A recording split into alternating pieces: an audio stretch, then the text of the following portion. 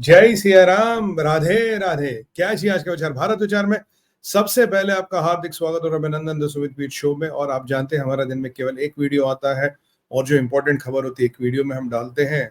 और सबसे पहले मेरा आपसे निवेदन है, ये जरा आप काम कर दीजिए। ऑडियो विजुअल लगा रहा हूँ जी आजकल।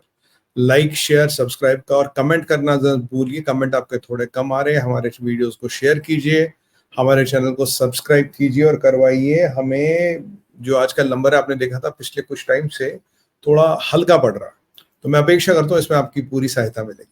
चलिए आते हैं आज के विषय पे। आज के विषय में है, खबर आ रही है 25 डेड इन केपी के। चाइना को अल्टीमेटम मिल गया था बलूचिस्तान में, उसका रिएटरेशन कैसे हुआ मैं आपको अब ये बताऊंगा और आने वाले टाइम में क्या होने वाला है इस पे बात करेंगे। सबसे पहले मित्रों जो खबर आ रही वो आ रही है कि आईएसपीआर के डायरेक्टर ने ये आज दावा किया है डॉन पेपर के माध्यम से कि जी हमने एक ऑपरेशन चलाया और हमने तहरीके तालिबान के 25 टेररिस्ट्स, एक फैक्शन है तहरीके तालिबान का, उसमें हमने 25 टेररिस्टों को न्यूट्रलाइज किया। ये वो कह रहा है 20 से 26 तारीख के आसपास ये हमने ऑपरेशन चलाया। अब आप जानते हैं कि 26 तारीख को क्या हुआ था। अब जानते हैं कि 26 तारीख को क्या हुआ था। पाकिस्तान को कैसे जिल्लत की जिंदगी जीनी पड़ रही है। मुझे लगता है ये जो भी ऑपरेशन के बारे में आज दावा किए जा रहे हैं ये फेस सेविंग एक्सरसाइज है। ये अपनी औकात बचाने के लिए है। अगर तहरीके तालिबान के 25 लोग मारने की न इनकी कभी औकात थी, न है, न होगी। अगर 25 लोग ये मारेंगे, इन्हें पता रिटेलिएशन इतना बड़ा आएगा कि ये जवाब नहीं दे पाएंगे। पर ये जो एक छोटा सा डॉक्यूमेंट मैं आपको दिखा रहा हूँ, ये बीएलए का प्रेस रिलीज, जिसमें भाई इन्होंने कहा था, जिसमें आप करीब 200 से 250 कैजुअलिटी पाकिस्तान फौज की हो गई पहले दिन ही। सुबह सुबह 102 तो यही लिखी है। इसके बारे में डायरेक्टर आईएसपीआर कुछ फरमा नहीं रहे, जनाब कुछ बता नहीं रहे। लगता है जबान अंदर, मुंह के अंदर, हलक के अंदर फंस गई है, क्योंकि ये ह्यूमिलिएटिंग है। आज आप कोई भी इंटरनेशनल मीडिया देखिए, सब कह रहे हैं कि पाकिस्तान के इतिहास में इतना बड़ा ह्यूमिलिएशन, इतना बड़ा झटका उसको नहीं लगा।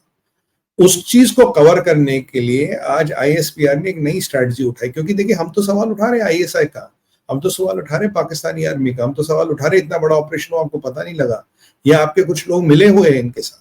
भाई बिल्कुल मिले हुए हो सकते हैं। और ये जो इन्होंने डुगडुगी बचाई है जी, हमने पंजाबियों को मारा है, पंजाबी लेबर को मारा, ये सब आईएसआई के लोग थे। कोई लेबर वेबर नहीं मरी है वहां पे। और बीएलए ने और मजीद ब्रिगेड ने कभी भी बेगुनाह लोगों को नहीं मारा, सिविलियंस को टारगेट नहीं किया गया। जो भी टारगेटिंग हुई है उनकी, खासकर मजीद ब्रिगेड की, वो मिलिट्री टारगेट और मिलिट्री एसेट्स को हुई है। ये पाकिस्तान फौज की तरह रेपिस्ट फौज नहीं है, पाकिस्तान फौज की तरह बलात्कारी फौज नहीं है, नपुंसकों की फौज नहीं है। क्योंकि वो तो बलात्कार, आपको जानते हैं बांग्लादेश गए थे बलात्कार करने का, पीएचडी करके आए सब वहां से। तो ये औरतों और बीवियों के पीछे छुपना, ये और हमास हिजबुल्लाह के जहादी औरतों का रेप करना, ये पाकिस्तान हमास हिजबुल्लाह में कॉमन है। पर ये मजीद ब्रिगेड वाले जो बलोच हैं ये ऐसी हरकतें नहीं करते। और मैं आपको याद दूं, जब ये मारंग बलोच इस्लामाबाद गई थी तो इसको धमकाया गया था कि तुम यहाँ से निकलो, नहीं तो हम अपने फौजी छोड़ देंगे तुम लोगों को रेप करने के लिए। भला ये है पाकिस्तान के सुर में, ये है इनकी सेना की औकात। अब यह मसला क्या, मसला है कि वहां इतनी बद पीट गई, इतनी हालत खराब होगी। अब इन्होंने डैमेज कंट्रोल में गए। डैमेज कंट्रोल में क्या बोल रहे हैं जी, हमने 25 टेररिस्ट मार दिए, हमने यहाँ मारा, ये मारा। हाँ मारे होंगे, कुछ कैजुअलिटीज हुई होंगी, मैं ये नहीं कह रहा, बट ये डैमेज कंट्रोल है। अगर 25 टेररिस्ट आपने 20 से 26 तारीख तक मारे या 27 तारीख तक मारे, तो आज क्यों अनाउंस कर रहे हो?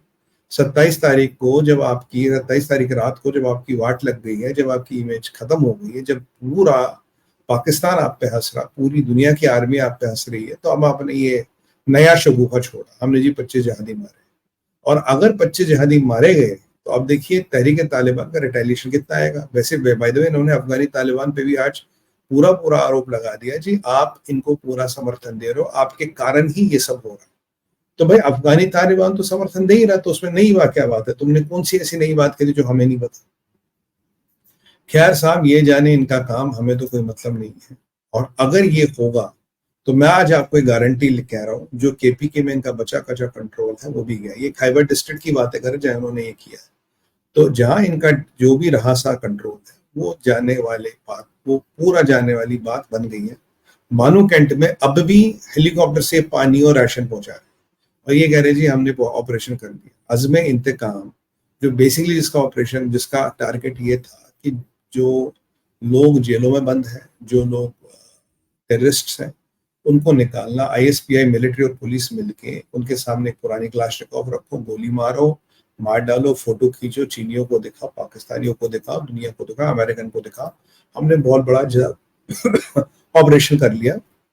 ये है असलियत अज़्म इंतकाम की। अज़्म इंतकाम, इंतकाम या वट एवर जो प्रॉपर नाम है इसमें, एहतिकाम, वट। तो ये कभी भी टेररिस्टों को मारने के लिए ऑपरेशन बना ही नहीं गया था। ये सब फर्जीवाड़ा पाकिस्तान का, पाकिस्तान की प्रोपेगेंडा है। और मैं आपको दूसरी चीज बता दूं, आज जो कल लोग मारे गए हैं, अब भी ऐसा कुछ लोग का मानना है, ऐसा कुछ लोग का कहना है, हो सकता है ये चीनी है। और चीनी बीएलए के टारगेट पे है, चीनियों को बीएलए टारगेट करेगा, चाइना के चिप्स को करेगा। ग्वादर पोर्ट कभी भी चाइना के हाथ बीएलए लगने नहीं देगा, और ग्वादर एयरपोर्ट तो भूल जाइए, वो तो आएगा नहीं। तो चीनियों का जो भी ग्वादर में एसेट्स हैं वो तो गए, चीनी नेशनल वहां सेफ नहीं। और अगर आप सोचते पाकिस्तानी आर्मी आपको बचा लेगी, चीनियों जो खुद की नहीं बचा पाई वो तुम्हें क्या बचाएगी? उनकी तो खुद वाट लगी पड़ी है, वो कहां से तुम्हें बचाएगी? तो पाकिस्तानी आर्मी और आईएसआई के भरोसे अगर कोई चीनी अब बलूचिस्तान जाएगा तो वो अपनी मौत को खुद दावत देगा rather, you will be inviting your own death. तो अब मैं आपको एक वीडियो दिखाना चाहता हूँ, ये पुराना वीडियो है पर देखिए इसका रेलेवेंस कितना है। अभी बलोचों ने इस वीडियो को पूरा साबित करके दिखा दिया। और ये जो लोग मारे गए हैं, और इनमें से काफियों का ये मानना ये चीनी भी हो सकते हैं। शायद इस बात को भी पाकिस्तान और चाइना दबाने की कोशिश करा, क्योंकि दोनों के लिए इतना बड़ा ह्यूमिलिएशन है। तुम्हारे इतने लोग उतार के मार दिए, 33 व्हीकल्स में आग लगा दी, पूरे 8 हाईवे होते हुए तुम रिइंफोर्समेंट नहीं भेज पा रहे हो, तुम्हारे हाथ से लगभग बलूचिस्तान जा चुका है। तो अब मैं आपको ये वीडियो दिखाता हूँ, जरा आप ये वीडियो देखिए। ये बलोचों का वीडियो था, देखिए। The motive of our attack was very clear. It was a simple and clear message to China and Pakistan to withdraw immediately from Balochistan. This warning to China and Pakistan was also given by our leader, General Aslam Baloch, but China failed to pay heed. We once again make it clear that Gwadar and the rest of Balochistan belong to Baloch. It's our duty to protect our land and sea. Our operation Zir Pahazak. This is a continuous operation that has been initiated to safeguard the Baloch Sea from China, Pakistan and other foreign powers. China, you came here without our consent, supported our enemies, helped Pakistani military in wiping our villages. But now it's our turn. Baloch Liberation Army guarantees you that CPAC will fail miserably on Baloch land. Majid Brigade comprises of a large number of volunteers who are ready to sacrifice themselves to protect our land. A special unit in Majid Brigade has been formed particularly to attack Chinese officials and its installations in Balochistan. President Xi Jinping, you still have time to quit Balochistan, or you will witness a retaliation from Baloch sons and daughters that you will never forget. General Aslam Baloch's mission will continue. ये आपने देखा, सीधा सीधा धमकियों में 3 चीजें दे रही, 3 चीजें हैं पे। चीनियों, तुमने पाकिस्तान आर्मी की मदद की और हमारे गांव के गांव बर्बाद करिए, यानी कि China has been doing genocide. China has been doing genocide with Pakistan army in Balochistan, ये इसका प्रूफ है। दूसरी बात, चाइना और चाइना के इंटरेस्ट को टारगेट किया जाएगा। तीसरी बात, CPEC will never see the light of the day, और अमेरिकन भी यही चाहते कि सीपेक कभी बने ना, कभी बन के तैयार ना हो। चौथी बात, एक स्पेशल टीम, एक स्पेशल फैक्शन बीएलए का मजीद ब्रिगेड आप जानते हैं सुसाइड ब्रिगेड है, अटैक ब्रिगेड है, उसमें तैयार किया गया जो सिर्फ चीनियों को टारगेट करेगा। सब प्रभु की माया है। और अब सीधा सीधा बलोच भाई कह रहे हैं, भाई यहां से निकलो नहीं तो तुम्हारी लाशें यही गाड़ देंगे। और अब इसके परिप्रेक्ष्य में देखिए जो कल एक्सीडेंट हुआ, जो कह रहा लोगों को उतारा जी, पंजाबी लेबर वेबर थे, काफी लोग का ये मानना है। देखिए इसका प्रूफ हमारे पास नहीं है, I can not officially confirm this, पर ये माना गया है कि ये लोग जो थे चीनी थे, इन पे अटैक किया गया। क्योंकि अब मैंने ये वीडियो आपको क्यों दिखा, क्योंकि एक ग्रुप है बीएलए के अंदर जो चीनियों को ही ढूंढता बलूचिस्तान में, उसका काम ही और कुछ नहीं, वो उसको पाकिस्तान आर्मी से मतलब नहीं, उसका काम है चाइना और चाइना के एसेट्स को ढूंढना। क्या आपको लगता है ऐसे में ग्वादर पोर्ट कभी चलेगा? वैसे Gwadar is the world's most under utilised port. और क्या आपको लगता है कि जो रिकोडेक में जो माइंस है उनका वो चीनियों को मिलेगी? क्या आपको लगता है वो जो एयरपोर्ट चीनियों ने बना उनको मिलेगा? दो अमेरिकन यूज कर रहे हैं आज के डेट में, तो नहीं मिलेगा।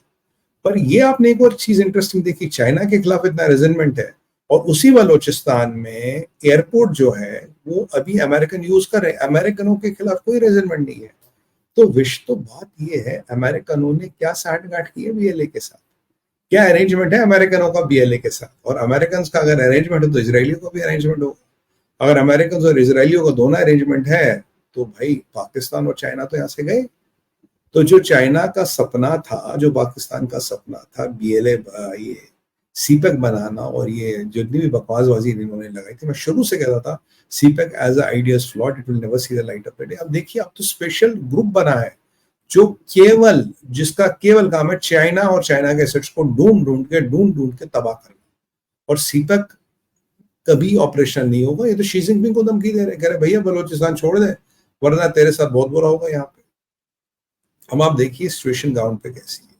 पाकिस्तान में अगर ये केपीके वाली प्रोपेगेंडा जो आईएसपीआर चला रहा है वो सच है तो केपीके में बहुत बड़ा रिटेलिएशन आने वाला है। बलोचिस्तान में अब रिटेलिएशन देख चुके हैं, सिंधु देश में रिटेलिएशन की खबर कभी भी आएगी, सराइकी बेल्ट में समस्याएं हैं, माइनस पंजाब, इनके पास कुछ नहीं बचा।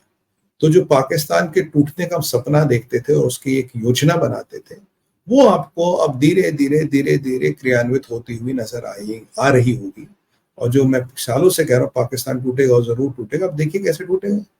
ऐसे में चाइना कितने भी हाथ पैर रगड़े, कितने भी पैसे आसिम मुनीर को दे या पाकिस्तान के पॉलिटिशियंस को they, they can not get him Balochistan, they can not get CPEC up and running. तो अब सवाल ये कि अगर चाइना भी हाथ खींचता है, बिकॉज कि बलोच सीपेक हो नहीं रहा, दूसरा अमेरिकन इंटरेस्ट वहां आ गए, इसराइली वहां आ गए हैं, और देखिए जो ईरान का रास्ता वो भी बंद करना है। तो ऐसे में पाकिस्तान के पास विकल्प क्या रह जाता है, ऐसे के पास पाकिस्तान के पास ऑप्शन क्या रह जाता है? ये एक बहुत बड़ा सवाल है जो खुल के आएगा और पाकिस्तान के पॉलिटिशियनों के पास इसका जवाब नहीं है। जबकि जरदारी का आज मैंने स्टेटमेंट देखा, बड़ी तारीफें करा जी, आर्मी ने बड़ा जबरदस्त काम किया, वो किया। जरदारी साहब ये भी तो बता दो कल कितने मरे तुम्हारे फौजी? मतलब 25 टेररिस्ट मरने पे तुम अगर मरे हैं तो उस पर तो तुम अपनी फौज को बड़ी शाबाशी दे रहे हो। तो आसिम मुनीर को बोलो कल एक दिन में 250 सिपाही कैसे मर गए तेरे? 250 लोगों के घर में मातम मन रहा है और तुम इस पे राजनीति कर रहे हो। जरदारी, तुम्हारी वाइफ के साथ जो हुआ तुम उसके बाद भी नहीं सुधरे, तुम उसके बाद भी तुम्हें सबक नहीं मिला।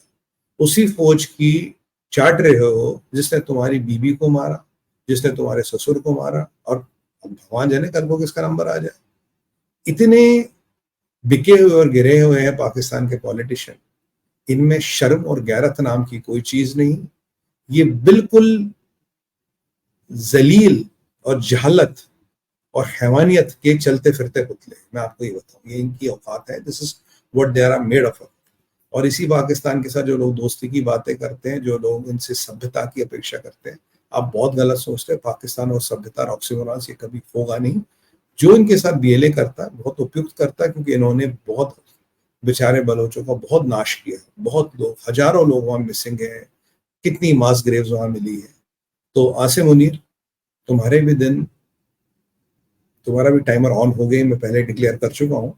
अब देखिए कब किस दिन क्या होता है वो तो प्रभु ही जाने, पर स्थिति यहाँ खराब है। यहाँ मैं आपको एक छोटा सा अपडेट दे दूं, slightly diverting from the topic. एक रशिया ने बड़ा जबरदस्त अटैक किया यूक्रेन के सारे शहरों पे, उनकी ट्रांसमिशन लाइंस पे, वो कामाकाजी ड्रोन्स यूज किए गए।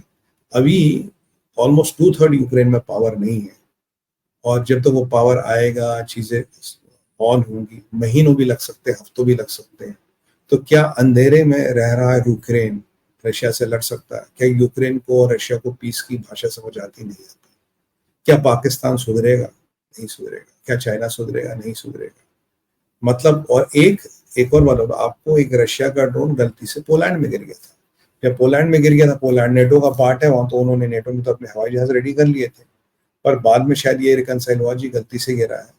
तो अगर आप ये रशिया, यूक्रेन, पोलैंड की समस्या देखें, आप मिडिल ईस्ट देखें, आप यहाँ पाकिस्तान देखें, फिर आप साउथ चाइना सी देखें, थिंग्स आर हीटिंग अप। अभी जापान का एयर स्पेस भी एक चाइनीज एयरक्राफ्ट ने कुछ घंटे पहले वायलेट किया है, जिसपे जापान ने सख्त एतराज जताया और वो बोला है कि अगली बार we will not be so liberal, will react with military force.